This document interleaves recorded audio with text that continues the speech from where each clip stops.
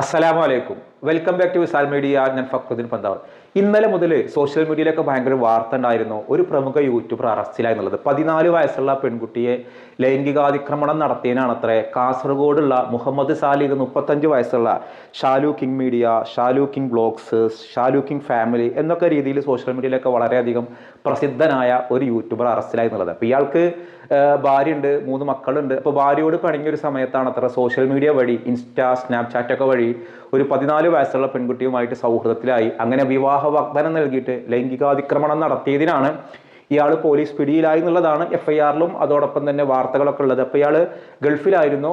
മംഗലാപുരം വഴി വരുമ്പോൾ വിമാനത്താവളത്തിൽ വെച്ചിട്ട് ലുക്കൌട്ട് നോട്ടീസ് പുറപ്പെടുവിച്ചിരുന്നു കൊയിലാണ്ടി പോലീസ്. അങ്ങനെ കൊയിലാണ്ടി പോലീസാണ് അറസ്റ്റ് ചെയ്തിട്ട് കോടതിയിൽ ഹാജരാക്കിയത്. ഇപ്പോൾ ഇയാൾ ഇപ്പോൾ നമ്മുടെ വീഡിയോ കാണുന്ന ആരെങ്കിലും ഈ ഒരു യൂട്യൂബറുടെ വീഡിയോ മുമ്പ് കണ്ട ആളുകൾ, അതോ ഈ ഒരു സംഭവം ഉണ്ടാകുമ്പോഴാണ് ഇവർ അറിയുന്നത്. ആളൊരു കോമാളിയാണെങ്കിലും ഈ ഒരു സംഭവം കേട്ടപ്പോൾ എനിക്ക് വിശ്വസിക്കാൻ കഴിഞ്ഞില്ല. കാരണം ഇയാളുടെ വീഡിയോ കണ്ടാൽ അറിയാം ഒരു ചളി. അപ്പോൾ ഇങ്ങനത്തെ ഈ ചളിയൊക്കെ ചെയ്യുന്ന ഒരാൾ വിവാഹം കഴിച്ചത് തന്നെ ഇപ്പോൾ ഞാൻ ഈ വാർത്ത കാണുമ്പോഴാണ് അറിയുന്നത്. 35 വയസ്സാണ്, കാസർഗോഡ് കൊടിയമ്മ സ്വദേശിയാണ് ഈ മുഹമ്മദ് സാലി എന്ന 35-കാരൻ. അപ്പോൾ ഇയാൾ ഈ പാണ്ടിക്കാട് കുഞ്ഞാൻ ആ ഒരു കാറ്റഗറിയിലൊക്കെ ഉള്ള ആളുകളൊക്കെ ആയിട്ട് സൗഹൃദമുള്ളതും അവരൊക്കെ ആയിട്ട് കൊളാബറേറ്റ് ചെയ്ത് വീഡിയോ ചെയ്യുന്ന ഒരാളാണ്. എന്നാൽ ഈ 14 വയസ്സുള്ള പെൺകുട്ടീനെ ലൈംഗികാതിക്രമണം നടത്തുക പോക്സോ കേസാണ്. പോക്സോ കേസ് 2016-ലാണ് ഇയാളെ കല്യാണം.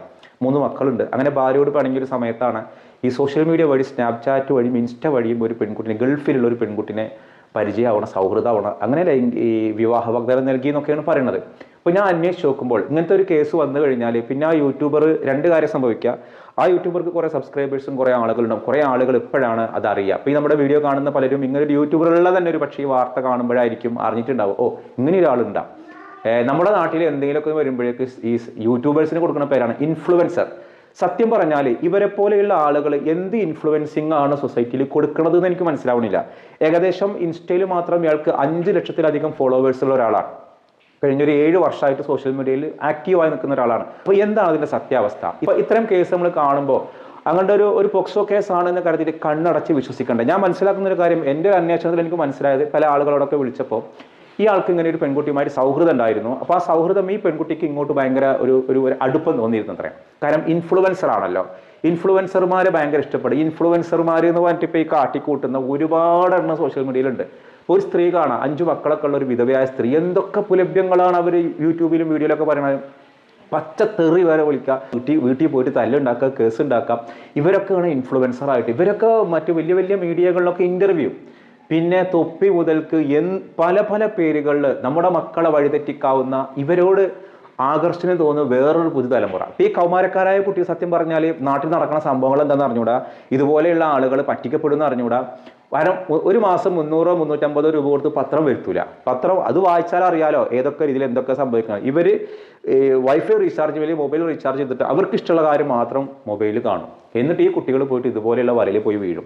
അപ്പോൾ ഞാൻ അത് അന്വേഷിച്ച് നോക്കുമ്പോൾ എനിക്ക് മനസ്സിലായ ഒരു കാര്യം, ഇങ്ങനെ സൗഹൃദം ഉണ്ടായിരുന്നു. ഈ ഒരു സൗഹൃദം ഇയാൾ തന്നെയാണ് ഈ പെൺകുട്ടിയുടെ വാപ്പാക്കും മക്കും വിളിച്ചിട്ട് ഇങ്ങനെ പറഞ്ഞു, നിങ്ങളുടെ കുട്ടി ഇങ്ങനെ അമിതമായിട്ടുള്ളൊരു സൗഹൃദം എന്നോടുണ്ട്, നിങ്ങളൊന്ന് വിലക്കണം എന്ന രീതിയിൽ. കാരണം ഒരു പരിധിക്ക് അപ്പുറം പോയപ്പം അങ്ങനെ വിലക്കിയതാണ് മുഹമ്മദ് ഷാലു പറയുന്നത്. അതല്ല പെൺകുട്ടിയുടെ വാപ്പിയമ്മയും പറയുന്നത്, ഞങ്ങൾ അങ്ങോട്ടാണ് വിലക്കിയത്, ഇവൻ ഇങ്ങോട്ടാണ് സൗഹൃദം ഉണ്ടാക്കിയത്. എന്തായാലും സൗഹൃദമുണ്ടായി, അതൊരു ലൈംഗികമായി പീഡിപ്പിച്ചു എന്നൊന്നും എവിടെയും പറഞ്ഞില്ല. കേസിൽ അങ്ങനെ FIR-ൽ അങ്ങനെയല്ല. പക്ഷേ ഇന്നലെ ന്യൂസ് സൈറ്റിൽ പറയും ലൈംഗികമായി പീഡിപ്പിച്ചു എന്നാണ്. അങ്ങനെയാണ് ഹെഡിങ് കൊടുത്തത്. പക്ഷേ വാർത്ത ഉള്ളിൽ എന്ത് കൊടുക്കുന്നത്, ലൈംഗികാതിക്രമണം നടത്തി എന്നുള്ളതാണ്. ഇൻഫ്ലുവൻസർ എന്ന് പറഞ്ഞ് സോഷ്യൽ മീഡിയയിൽ കാണുന്നവരെ മുഴുവൻ പിന്നാലെ പോകുന്ന ഒരു പുതുതലമുറ. ഈ വീഡിയോ എന്തായാലും പുതുതലമുറ കാണാൻ സാധ്യതയില്ല. അവരെ വാപ്പാരോ ഉമ്മാരോ സഹോദരങ്ങളൊക്കെയാണ് കാണാൻ. അതിൻ്റെ പിന്നാലെ പായി മുൻപ് എന്ത് ഇൻഫ്ലുവൻസിങ് ആണ് ഇവർ കൊടുക്കണമെന്ന് ആലോചിക്കുക. ഒരുപാട് നല്ല കാര്യങ്ങൾ ചെയ്തിരുന്ന കുറേ വ്ളോഗേഴ്സ് ഇപ്പോൾ കർണാടക കേന്ദ്രീകരിച്ചിട്ട് നറുക്കെടുപ്പ് തട്ടിപ്പ്, അതിൽ നമുക്ക് ഇഷ്ടപ്പെടുന്ന പല വ്ളോഗേഴ്സും ഉണ്ട്. ഞാൻ അവരെ പേരൊന്നും ഞാൻ പറഞ്ഞില്ല. അവരൊക്കെ നറുക്കെടുപ്പ് തട്ടിപ്പ് നടത്തിയിട്ട് ലക്ഷങ്ങളുടെ തട്ടിപ്പ് നടത്തുക. ആ വ്ളോഗേഴ്സിൽ ഒരാൾ കാസർഗോഡൊക്കെ ആ ഒരു കേന്ദ്രീകരിച്ചുള്ള ഒരാളാണ്. ഇതൊരു 14 വയസ്സാണ്. ഒന്നും ആലോചിക്കേണ്ട, പ്രായപൂർത്തിയാവാത്ത പക്വത എത്താത്ത ഈ പെൺകുട്ടികളുമായുള്ള ഈ സൗഹൃദം പിന്നീട് വലിയൊരു കേസിലാവും. അപ്പോൾ മുഹമ്മദ് സാലി എന്ന് പേരുള്ള ഇയാൾ ഒരു മുഹമ്മദ് എന്നൊക്കെ പറഞ്ഞു. ഇന്നലെ ഒരു സോഷ്യൽ മീഡിയ ഒരു പേജിൽ കാണിക്കണം ഇയാൾ മുഹമ്മദാണ്. അപ്പം നബീനെ കളിയാക്കിയിട്ടും കൂടിയാണ് ആ ഒരു പേരൊരു പ്രശ്നമാണ്. ആ ഒരു പേര് കണ്ടില്ലേ, ചെറിയ കുട്ടിനെ, പ്രായപൂർത്തിയാവാത്ത കുട്ടിനെ പീഡിപ്പിച്ച ആളാണ് മുഹമ്മദ്. എന്നിട്ട് ഏതിനെയാണ് ഇവർ കണക്ട് ചെയ്യുന്നത്, നബീനെ കണക്ട് ചെയ്യിക്കുക. അപ്പോൾ ഇവർ ഏത് കാലത്തും ഇങ്ങനെ തന്നെയാണെന്നുള്ളത്. അപ്പോൾ എന്തായാലും പൂർണ്ണമായിട്ട് ഈ ഒരു വാർത്ത വിശ്വസിക്കാൻ, ഈ രീതിയിൽ വിശ്വസിക്കാൻ പ്രയാസമാണ്. ഒരു പക്ഷേ രണ്ടുപേരും തമ്മിൽ സൗഹൃദം ഉണ്ടായിട്ടുണ്ടാവും. എന്തായാലും ഈ പ്രായപൂർത്തിയാവാത്ത പെൺകുട്ടികളുമായുള്ള സൗഹൃദം എന്നുള്ളത് നമ്മൾ കുറച്ച് 10-35 വയസ്സിൻ്റെ ഒരു പക്വത ഉണ്ടല്ലോ, ഒരു 3 കുട്ടികളുടെ വാപ്പ എന്നുള്ളൊരു പക്വത, ഒരു വിവാഹിതനാണെന്നുള്ളൊരു മെച്ചൂർഡ്, ആ മെച്ചൂരിറ്റി നമ്മൾ എല്ലാത്തിലും കാണിക്കണം. അങ്ങനെ കാണിക്കാത്തതാണ് ഇപ്പോൾ എനിക്കൊരു വിഷയമായിട്ട് മാറിയത്. നമ്മൾ നമ്മുടെ മക്കളോട് കൃത്യമായിട്ട് പറയാം, നിങ്ങൾ സോഷ്യൽ മീഡിയ കാണുന്ന ഇൻഫ്ലുവൻസ് എന്ന് പറഞ്ഞാൽ എന്നെ പോലത്തെ ഒരാളുടെ വീഡിയോ ഒന്നും ഇപ്പോൾ ഒരു കൗമാരക്കാരായ ആൾക്കാരും കണ്ടോളുന്നില്ല. അപ്പം എൻ്റെ ഒരു വീഡിയോ വിസാൽ മീഡിയ ഏതൊക്കെ കൗമാരക്കാരായ ആളുകൾ കൃത്യമായിട്ട് കാണുന്നവരുണ്ട് താഴെ കമൻറ്റ് ചെയ്താൽ ഞാൻ ഇന്ന ക്ലാസ്സിൽ പഠിക്കുന്ന ഒരാളാണ്, ഞാനിത് കാണുന്ന ഒരാളാണ്. അൽഹംദുലില്ലാഹ് സന്തോഷം. കാരണം നമ്മളേതിൽ നിങ്ങളെ വഴിതെറ്റിക്കാവുന്ന ഒന്നും വിസാൽ മീഡിയയിലില്ല. നിങ്ങൾക്ക് എന്തെങ്കിലും ഗുണത്തിനുള്ള എന്തെങ്കിലും ഉണ്ടോ, അല്ലെങ്കിൽ എന്തെങ്കിലും അവയർനെസ് ഉണ്ടോ, അത് മാത്രമേ ഉള്ളൂ. അതുകൊണ്ട് തന്നെ അത് നിങ്ങൾക്ക് ഇഷ്ടപ്പെടുന്ന ഒരു കാര്യം ആയിക്കൊള്ളുന്നില്ല. കാരണം നിങ്ങൾക്ക് ഇവിടെ ചിലവിലെ വർത്തമാനങ്ങളില്ല, അല്ലെങ്കിൽ അതുപോലെ കോമാളിത്തരങ്ങളില്ല, കുറച്ച് കാര്യഗൗരവമായ കാര്യങ്ങൾ നമ്മുടേതായ ഒരു ഭാഷയിൽ പറയുന്നു എന്നുള്ളത്. അപ്പോൾ ഈ കുട്ടികൾക്ക് പുറമെ ഇവിടെ നടക്കുന്ന തട്ടിപ്പുകളോ അല്ലെങ്കിൽ യൂട്യൂബേഴ്സിൻ്റെ പേരിൽ ഇത്രയും നടക്കണം, യൂട്യൂബേഴ്സ് മാത്രമല്ല ഏത് മേഖലയിലേക്ക് എടുത്തു നോക്കിയാലും ഈ പെൺകുട്ടികളെ ചൂഷണം ചെയ്യുന്ന കാര്യങ്ങൾ യഥേഷ്ടം നടക്കുന്നുണ്ട്. ഇതൊന്നും ഇവരറിയുന്നില്ല. ഇവരുടെ ലൈഫ് മാത്രമായിട്ട് ഇവർക്ക് ഇഷ്ടമുള്ള റീൽസ് മാത്രം കണ്ട് ജീവിക്കണം. അപ്പോഴാണ് ഈ തട്ടിപ്പിൽ പോയിട്ട് പെടുന്നത്. അപ്പോൾ പോക്സോ കേസ് എന്ന് പറയുമ്പോഴേക്കും നമ്മൾ ഇയാൾ ലൈംഗികമായിട്ട് ആയതോ പെൺകുട്ടിനെ പീഡിപ്പിച്ചു, അങ്ങനെയല്ല, ഇത് പ്രായപൂർത്തിയാവാത്തൊരു പെൺകുട്ടിയുമായുള്ള സൗഹൃദം ആയതുകൊണ്ടാണ് ഇത്തരത്തിലൊരു കേസായത്. അപ്പോൾ കേസ് ആകുന്നതിന് മുൻപ് നമ്മുടെ മക്കൾക്ക് പറഞ്ഞു കൊടുക്കുക, നിങ്ങളുടെ സൗഹൃദ ലിസ്റ്റിൽ ഇത്രയും ആളുകളുണ്ടെങ്കിൽ അത്തരത്തിലേക്ക് പോകണ്ട. ഇത് നമുക്കും എന്ത് ചെയ്യും, എത്രയോ പെൺകുട്ടികൾ നമ്മുടെ അടുത്ത് തന്നെ കൗൺസിലിങ്ങിന് വരാറുണ്ട്, പ്രണയമാണ് മറ്റതാണ് മറിച്ചാണ്, ഒരു തരത്തിലും മാറിപ്പോവാത്ത രീതിയിലേക്കുള്ള. അപ്പോൾ ഈ പെൺകുട്ടികൾക്കൊക്കെ ഈ മൊബൈൽ ഫോണും കാര്യങ്ങളൊക്കെ നമ്മൾ നേരത്തെ കൊടുക്കണം. 10ാം ക്ലാസ് പാസ്സാകുമ്പോഴേക്കും ഐഫോണുകളും മറ്റും കൊടുക്കുന്ന തലമുറയെക്കുറിച്ച് എന്താ നമ്മൾ പറയുക, മക്കളെ സ്നേഹിക്കുന്നത് ഇങ്ങനെയല്ല. ഇപ്പോൾ ചെറിയ കുട്ടികൾക്ക് ടാബ് അയച്ചു കൊടുക്കാൻ, വാപ്പ് ടാബ് അയച്ചു കൊടുക്കണം, ഈ ടാബിൽ നോക്കാം, ഇതിൽ നോക്കിക്കഴിഞ്ഞാൽ വീട്ടിൽ വൈഫൈ ഉണ്ട്, എല്ലാ സോഷ്യൽ മീഡിയയിലും ഇവർക്ക് കയറാൻ പറ്റുകയാണ്. ഈ സോഷ്യൽ മീഡിയ സ്നാപ്ചാറ്റ് എന്താണെന്ന് അറിയാത്തവന്മാരുണ്ട്, ഇൻസ്റ്റ എന്താണെന്ന് അറിയാത്തവന്മാരുണ്ട്. ഇവരിതിൽ കയറിയിട്ട് വേറെ ലോകം സൃഷ്ടിക്കുകയാണ്. ആ ലോകത്തു നിന്നാണ് ഈ സൗഹൃദങ്ങൾ ഉണ്ടാക്കുന്നത്. അപ്പോൾ അടുത്ത് ഞാനൊരു പെണ്ണിൻ്റെ ഒരു വീഡിയോ കണ്ടു, അവൾക്ക് തൊപ്പിന് കല്യാണം കഴിക്കണം, ഇങ്ങനെ എന്തൊക്കെ എന്താ പറയുക, കുളിമുറിയിൽ ഒളിച്ചു നോക്കിയതടക്കം സോഷ്യൽ മീഡിയയിൽ വന്ന് ഇൻ്റർവ്യൂവിൽ വന്ന് വെളിപ്പെടുന്ന ഒരു ദർസിൽ പഠിച്ചൊരു വിദ്യാർത്ഥിയുടെ, അവനിപ്പോൾ തൊപ്പിയുടെ അസിസ്റ്റൻ്റാണ്. ഈ രീതിയിലൊക്കെ പറയുന്ന പൊട്ടത്തരങ്ങൾ പറയുന്ന, വഷളത്തരം പറയുന്ന ആളുകളെ പ്രൊമോട്ട് ചെയ്യുന്ന ചാനലുകൾ നമ്മുടെ നാട്ടിലുണ്ട്. അപ്പോൾ ഇതൊരു ലോകമാണ്, ഒരു പാരലൽ ലോകം. ഈ ലോകത്തേക്ക് നമ്മുടെ കുട്ടികളെ എത്തിപ്പെട്ട് കഴിഞ്ഞാൽ വഴിതെറ്റ 100 സാധ്യതയുണ്ട്. അപ്പോൾ അതിനിടക്കാണ് ഇത്രയും ഒരു വാർത്ത കേൾക്കേണ്ടി വന്നത്.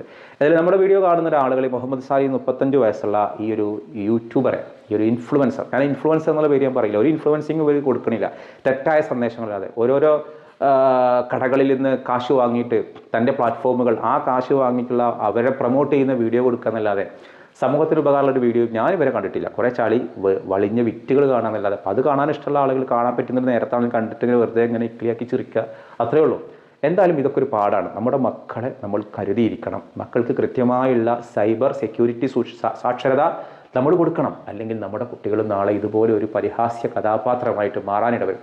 അപ്പോൾ ഇൻഷാ അല്ലാഹ് കഴിഞ്ഞ വീഡിയോക്ക് നിങ്ങളെല്ലാവരും കൃത്യമായിട്ട് ആൻസർ എഴുതി. ഹബീബായ നബി മദീനയിൽ താമസിച്ചത് 10 വർഷമാണ്, ചിലർ 15 വർഷമാണെന്നൊക്കെ എഴുതി. 13 വർഷമാണ്. 13 വർഷം മക്കയിലായിരുന്നു, 10 വർഷമാണ് മദീനയിൽ താമസിച്ചത്. നമ്മളിന്ന് ചോദിക്കുന്ന ഒരു ചോദ്യം, ഇപ്പോൾ നമ്മുടെ നാട്ടിൽ ഒരുപാട് സംഭവം നടക്കുന്നു. ഗോവിന്ദചാമി അറിയാലോ, ഗോവിന്ദചാമി ജയിലിൽ ചാടിയവരെ പിടിച്ച മുപ്പര് പ്രത്യേകം പറയുന്നത് ഭക്ഷണം ശരിയല്ലാത്തത് കൊണ്ടാണ് ഞാൻ ചാടിയത്. ഇപ്പോൾ ഇന്നലെ ശനിയാഴ്ച മുപ്പര് പിടിച്ചേക്ക് തന്നെ മുപ്പർക്ക് മട്ടൻ കൊടുത്ത് ജയിലിൽ എല്ലാ ശനിയാഴ്ചയും മട്ടൻ കിട്ടും. അതിപ്പോൾ ഇനി ആര് ജയിൽ ചാടിയാലും ഇല്ലെങ്കിലും ശനിയാഴ്ച അവിടെ 250 ഗ്രാം മട്ടൻ, എന്ന് വെച്ചാൽ അത്യാവശ്യം നല്ല ആട്ടിറച്ചി, നല്ല കറിയോട് കൂടിയിട്ട് നല്ല കുരുമുളക് ഇട്ട കറി അവിടെ കിട്ടും, ശനിയാഴ്ച കിട്ടും. പിന്നെ ബാക്കിയുള്ള ദിവസം 2 ദിവസം മീനും ചിക്കനും ഇതൊക്കെ കിട്ടുന്നതാണ്. അപ്പോൾ എന്നിട്ടും ഇവൻ ഭക്ഷണം ശരിയല്ല. ഇതൊക്കെ ഒരു ക്രിമിനൽ മൈൻഡാണ്, സൈക്കോ മൈൻഡാണ്. ആ സൈക്കോ മൈൻഡിൽ അവനൊരു വീഡിയോ ഞാൻ കണ്ടു, അവൻ വളരെ വൃത്തിയായിട്ടൊരു വീഡിയോ. അപ്പോൾ അവൻ്റെ ലൈംഗികമായ ആസക്തി എത്രത്തോളം ഉണ്ടെന്ന് ആ വീഡിയോ കണ്ടാൽ മനസ്സിലാവും. ആ വീഡിയോ ഒന്ന് കണ്ടു.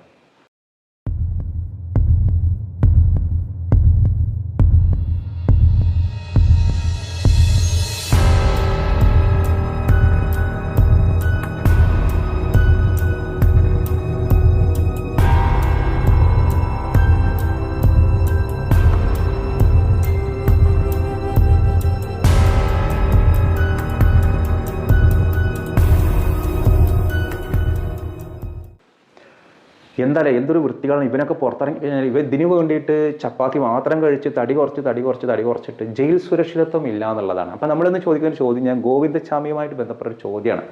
ഈ ഗോവിന്ദചാമി ഒരു പാവം ഒരു പെൺകുട്ടിയെ അതിക്രൂരമായിട്ട് കൊന്നുകളഞ്ഞിരുന്നു.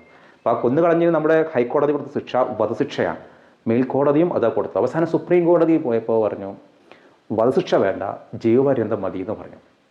അങ്ങനെ ആ പെൺകുട്ടിനെ എന്താ പറയുക, ഈ ട്രെയിനിൽ നിന്ന് പിടിച്ച് വലിച്ചിട്ട് ഒടുവിൽ ആ പെൺകുട്ടിനെ അതിക്രൂരമായിട്ട് മർദ്ദിച്ചു. ഷൊർണൂർ ഭാഗത്തുള്ള പെൺകുട്ടി. ആ പെൺകുട്ടിയുടെ പേരെന്താണെന്നുള്ളതാണ് ചോദ്യം. അപ്പോൾ അന്ന് പറഞ്ഞത് ഇങ്ങനെ വഴിവക്കിൽ പാൽപ്പായസം കണ്ട് കുടിക്കില്ലേ എന്നുള്ളതാണ്. ഒരു നല്ല സുന്ദരിയായ ഒരു പെൺകുട്ടിനെ അങ്ങനെ പരിക്കേറ്റ് കിടക്കണ കണ്ടപ്പോൾ ഓൻ്റെ കാര്യം കഴിച്ചിട്ട് പോയി.